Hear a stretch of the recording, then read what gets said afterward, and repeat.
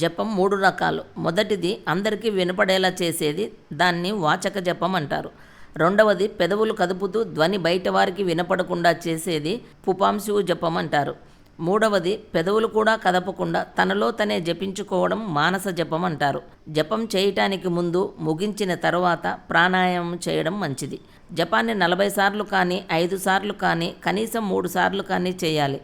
జపాన్ని వేళ్లపైన కంటే వేళ్లలోని రేఖలను లెక్కిస్తూ చేస్తే 10 రెట్లు మంచిది.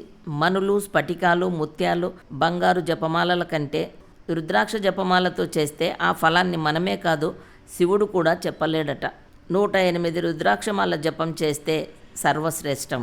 అభిచారాధికాలకు దక్షిణముఖంగా, ధనం కోసం పడమర ముఖంగా, శాంతి, మోక్షం, ఏ కోరికలు లేకుండా ఉండేవాళ్ళు ఉత్తరముఖంగా, కామ్యసిద్ధి, వశీకరణ, ఆకర్షణ, లౌకిక జీవిత విషయాల కోసం తూర్పుముఖంగా కూర్చొని జపం చేయాలి. జపం మధ్యలో ఆటంకం కలిగితే 2 సెకండ్లు ఆగి తర్వాత విఘ్నేశ్వరుని స్మరించి, గురువుని స్మరించి మళ్ళీ జపం చేయాలి. కామ, క్రోమ వికారాదిరహితంగా జపం చేయాలి. స్నానం చేసిన తర్వాతనే జపం చేయాలి. ఎక్కడ పడితే అక్కడ, ఎలా పడితే అలా జపం చేయకూడదు. నడుస్తూ కానీ, పడుకొని కానీ, వీధుల్లో కానీ జపం చేయకూడదు. మొదట ప్రాణాయామం చేసి కొద్దిసేపు జపం చేసి అప్పుడు ధ్యానం మొదలుపెట్టాలి. Thank you friends.